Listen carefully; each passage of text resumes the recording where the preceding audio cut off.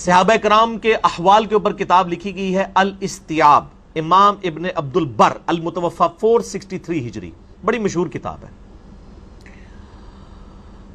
شام کے اندر وہ بہت بڑے یعنی اہل سنت کے امام گزرے ہیں، محدث ہیں۔ انہوں نے اس طرح کی روایتیں نقل کی ہیں کہ حضرت معاویہ رضی اللہ تعالیٰ عنہ نے حسن ابن علی کو زہر دیا تھا، لیکن سند کے اعتبار سے یہ روایتیں کمزور ہیں۔ اسی طریقے سے طبقات ابن سعد، ان سے بھی پہلے امام محمد ابن سعد المتوفی 230 ہجری، جو امام بخاری امام مسلم کے ہم اثر ہیں، طبقات ابن سعد انہوں نے لکھی ہے، اس میں بھی ملتا ہے کہ معاویہ ابن ابی سفیان اور یزید ابن معاویہ کے بارے میں کہ انہوں نے حسن ابن علی کو زہر دے کر قتل کروایا۔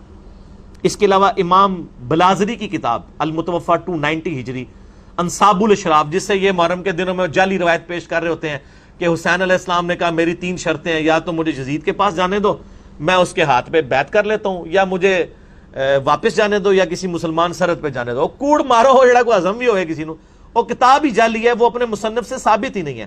اور اگر کوئی ثابت کرنا چاہتا ہے تو سر اسی انصاب الاشراف میں لکھا ہے کہ معاویہ ابن ابی سفیان نے حضرت حسن ابن علی کو قتل کروایا ہے، اور کچھ بھی بہت کچھ لکھا ہوا ہے۔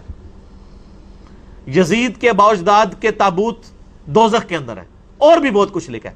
میری شیخ زبیر صاحب کے ساتھ جب 1 to 1 اس کے اوپر ڈسکشن ہوئی ان کا کہ یہ اگر بلازری کی کتاب کو صحیح مانیں گے تو یہ حضرت معاویہ کا پھر ایمان ثابت کرنا ان کے لیے ممکن نہیں رہے گا، تو اس لیے اس کتاب سے ہی جان چھڑائیں۔ تو نہ ہم 3 شرطوں والی بات بھی جعلی، یہ بھی جعلی۔ اس طریقے سے تاریخ دمشق ہے، امام ابن عساکر، علی ابن حسین ابن عساکر، المتوفی 571 ہجری، تاریخ دمشق ان کی مشہور ہے۔ اس میں بھی ملتا ہے کہ حضرت معاویہ نے زہر دیا، لیکن یہ سب کی سب روایتیں کمزور ہیں، تاریخی ہیں، ہم ان کو پیش نہیں کرتے۔ البتہ سنن ابی داؤد میں ایک صحیح سند کے ساتھ حدیث ہے، یہ ابو داؤد پڑھی نہیں ہوئی، پڑھی بھی ہوئی ہے۔ انٹرنیشنل کے مطابق 4131، وہ حدیث میں ورڈ بائی ورڈ کور کروں گا آج، جس سے آپ کو پتا چلے گا کہ قتل حسن کا بینیفیشری کون ہے۔ جس طرح آج کل لوگ کہتے ہیں نا وہ بے نظیر کے قتل کا بینیفیشری کون ہے، ٹھیک ہے، نام لینے کی ضرورت نہیں ہے۔ اس طرح حسن ابن علی کے قتل کا بینیفیشری کون تھا وہ ابو داؤد نے بتا دیا۔ اور دوسرا ٹروتھ ریویل ہوگا کہ مولا علی علیہ السلام کو ممبروں پر آل امیہ کے دور میں جو لعنت کروائی جاتی تھی، سب و شتم ہوتا تھا، وہ کہتے ہیں سب کا مطلب تنقید ہے، تنقید نہیں ہے۔ صحیح مسلم انٹرنیشنل کے مطابق 6229 نمبر حدیث ہے، لعن اللہ ابو تراب، ابو تراب پر اللہ کی لعنت، نعوذ باللہ من ذالک۔ لعنت کرواتے تھے وہ، یہ لعنت کیوں کرواتے تھے؟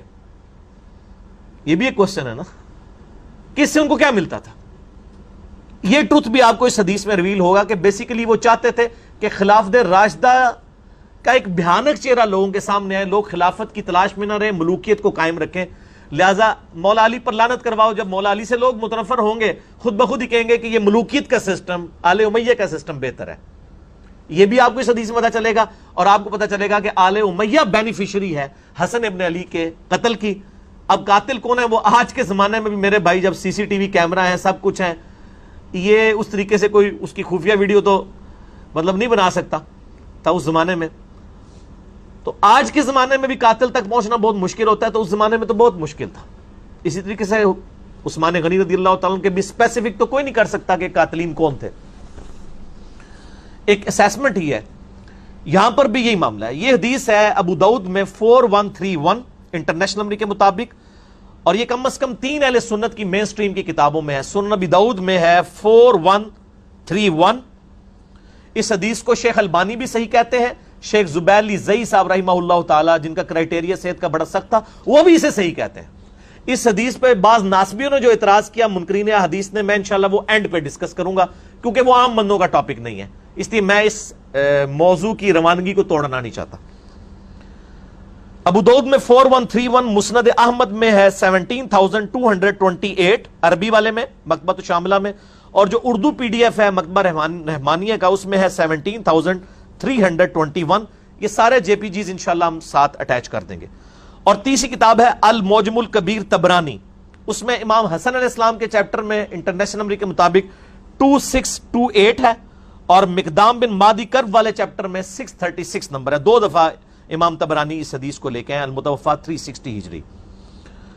تو یہ حدیث الحمدللہ سونے کی مہر درست ہے, اور یہ اتنی کریٹیکل حدیث تھی کہ یہ میرے جو 5B ریسرچ پیپر میں صرف یہ واحد حدیث ہے جو میں نے 2 نمبرنگ پہ ریپیٹ کی ہے, سیریل نمبر 31 پہ بھی اور سیریل نمبر 51 کے اوپر بھی, اور ایک نمبرنگ پہ کئی حدیث ہیں. اس میں مثلا جو 33 نمبر ہے غدیر خم کے میں نے 8 طرق جمع کیے ہیں. ویسے تو غدیر خم پہ لاکھوں لوگ میرا کلپ دیکھ چکے ہیں یوٹیوب پہ, جو میں نے کور کیے ہیں وہ آپ دیکھ سکتے ہیں. تو ایک نمبر پہ کئی احادیث ہیں, اس لیے 200 سے زیادہ روایتیں ہیں. تو اس ریسرچ پیپر میں یہ روایت 4131 موجود ہے انٹرنیشنل نمبر کے مطابق. وہ میں آپ کو اہل حدیث کا جو ترجمہ ہے نا جی, ورڈ بائی ورڈ پڑھ کے سناتا ہوں. دارالاسلام پبلیکیشن دنیا میں سب سے بڑا اہل حدیث کا, اہل سنت کا یعنی کتابیں چھاپنے والا جو ہے وہ ادارہ ہے. یہ دارالاسلام کی یہ عربی پبلیکیشن سامنے رکھی ہوئی ہیں, یہ پڑھی ہوئی نہیں پڑھی ہوئی بھی ہیں, یہ علمی کتابی باتیں ہو رہی ہیں نا. تو اسی میں جو ابو داؤد رکھی ہے نا, اس میں ورڈ بائی ورڈ میں آپ کو دارالاسلام نے جو اردو ترجمے کے ساتھ شیخ زبیر صاحب کی تحقیم کے ساتھ چھاپی ہے 4131 سنن ابی داؤد, ورڈ بائی ورڈ اس حدیث کو سنیں. خالد بن معدان تابعی کہتے ہیں کہ مقدام بن مادی کرب صحابی ہیں, بڑے مشہور صحابی ہیں یہ. انہی سے وہ ابو داؤد میں حدیث ہے کہ مجھے اللہ نے قرآن اور اس کی مثل یعنی سنت عطا فرمائی. مقدام بن مادی کرب عمر بن اسود اور قبیلہ بنو اسد کا ایک آدمی جو اہل قنسرین میں سے تھا, حضرت معاویہ ابن ابی سفیان رضی اللہ تعالیٰ عنہ کے پاس آئے جب وہ شام کے اندر یعنی بادشاہ تھے. معاویہ نے مقدام سے کہا کیا تمہیں معلوم ہے کہ حسن ابن علی وفات پا گئے ہیں؟ تو مقدام رضی اللہ تعالیٰ عنہ نے فوراً پڑھا انا للہ و انا الیہ راجعون.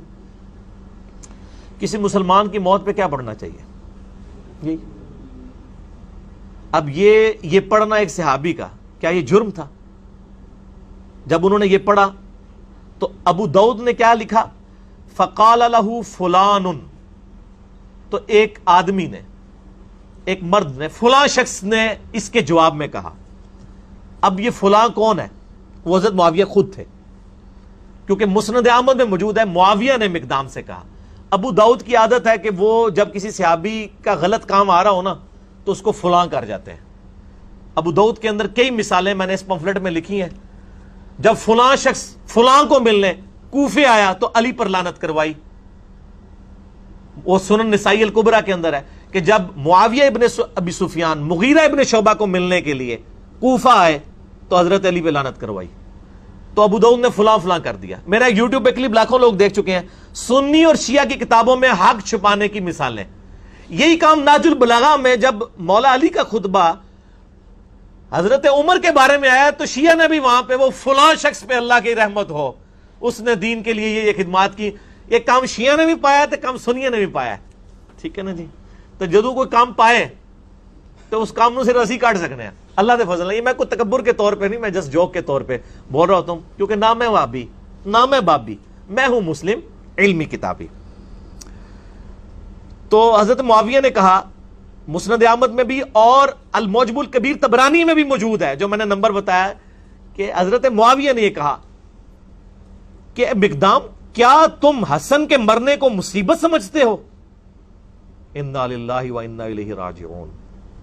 میں نے کہا تھا نا آپ کو پتا چلے گا قاتل کون ہے یہ تو ہم نہیں کہتے, لیکن بینیفیشری کون ہے, خوشی کسے ہوئی حسن کے مرنے پر؟ آل امیہ کو. انہوں نے کہا, اب مقدام بن مادی کرب کو بڑا غصہ آیا.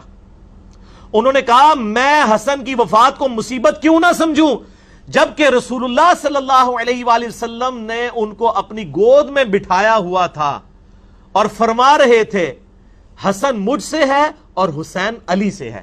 یعنی مقدام بن مادی کرب کہتے ہیں میں نے نبی علیہ السلام کو خود دیکھا ہے کہ اپنے زانوں پہ ایک طرف حسن ابن علی کو بٹھایا ہے, دوسری طرف حسین ابن علی کو, اور کہہ رہے ہیں حسن مجھ سے ہے حسین علی سے ہے. اور یار جس نے نبی کو اتنی محبت کرتے ہوئے دیکھا ہو تو سر پھر اس شخص کی وفات کے اوپر اس کو پھر غم تو ہوگا نا. تو وہ حضرت معاویہ کو جواب دے رہے ہیں کہ میں کیوں نہ